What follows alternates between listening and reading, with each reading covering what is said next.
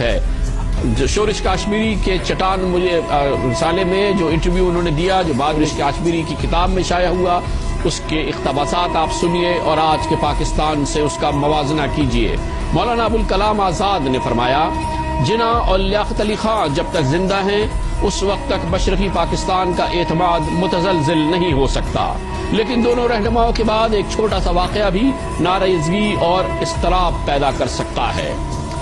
ابوالکلام آزاد پھر پیشن گوئی کر رہے ہیں، میں محسوس کرتا ہوں کہ مشرقی پاکستان کے لیے بہت طویل مدت تک مغربی پاکستان کے ساتھ رہنا ممکن نہ ہوگا۔ دونوں خطوں میں کوئی بھی قدر مشترک نہیں سوائے اس کے کہ دونوں طرف رہنے والے اپنے آپ کو مسلمان کہتے ہیں۔ اس کی مزید تشریح ابوالکلام آزاد نے اپریل 46 میں کی۔ حقیقت یہ ہے کہ دنیا میں کہیں بھی مسلمان پائیدار سیاسی اتحاد پیدا ہی نہیں کر پائے۔ عرب دنیا کی مثال ہمارے سامنے ہے۔ جناب آزاد پھر کہتے ہیں مشرقی پاکستان کی زبان، رواج اور رہن سہن مغربی پاکستان کی اقدار سے مکمل طور پر مختلف ہے۔ انہوں نے آگے چل کے اسی انٹرویو میں کہا پاکستان کے قیام کی گرم جوشی ٹھنڈی پڑتے ہی اختلافات سامنے آنے شروع ہو جائیں گے جو جلد ہی اپنی بات منوانے کی حد تک پہنچ جائیں گے۔ عالمی قوتوں کے مفادات کی جنگ میں یہ اختلافات شدت اختیار کریں گے اور پاکستان کے دونوں حصے الگ ہو جائیں گے۔ یاد رہے مولانا ابوالکلام آزاد یہ بات اپریل 1946 میں کہہ رہے ہیں۔ وہ پھر فرماتے ہیں مشرقی پاکستان کی علیحدگی کے بعد مغربی پاکستان خطے میں موجود تضادات اور اختلافات کا میدان جنگ بن جائے گا۔ پنجاب، سندھ، سرحد اور بلوچستان کا قومیائی تشخص بیرونی مداخلت کے دروازے کھول دے گا۔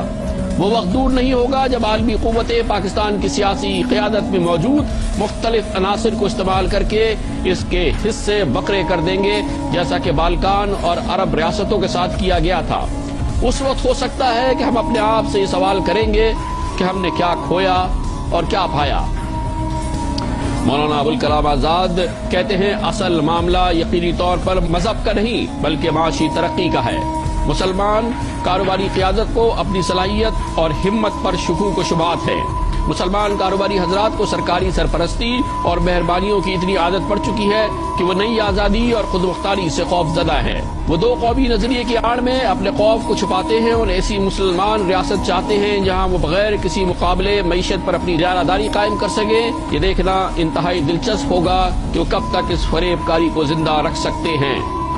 پاکستان کی موجود سیاسی اور فوجی قیادت کو مولانا ابوالکلام آزاد کی اس پیشن گوئی کو ان پیشن گوئیوں کو غلط ثابت کرنا ہوگا، لیکن ابھی تک تو یہ غلط ثابت نہیں ہو رہی۔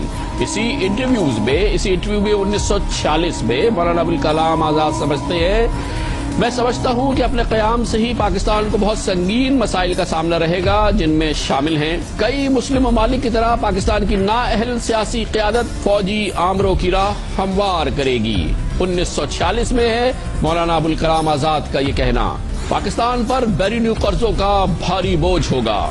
پاکستان پڑوسیوں سے دوستانہ تعلقات کا فقدان اور جنگ کے امکانات ہوں گے۔ پاکستان میں داخلی شورش اور علاقائی تنازعات ہوں گے۔ پاکستان کے صنعت کاروں اور نو دولتیوں کے ہاتھوں قومی دولت کی لوٹ مار ہوگی۔ پاکستان کے نو دولتیوں کے استحصال کے نتیجے میں طبقاتی جنگ کا تصور پیدا ہوگا۔ پاکستان میں نوجوانوں کی مذہب سے دوری اور عدم اطمینان اور نظریہ پاکستان کا خاتمہ ہو جائے گا۔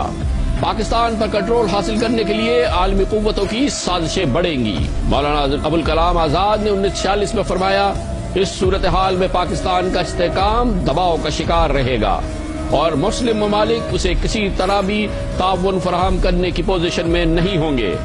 شرائط کے بغیر دیگر ذرائع سے بھی مدد نہیں آئے گی اور پاکستان نظریاتی اور سرحدی سمجھوتوں پر مجبور ہو جائے گا۔ پاکستان کا یہ انجام ہوگا یہ 1946 میں مولانا ابوالکلام آزاد نے کہا تھا۔ اس وقت عمومی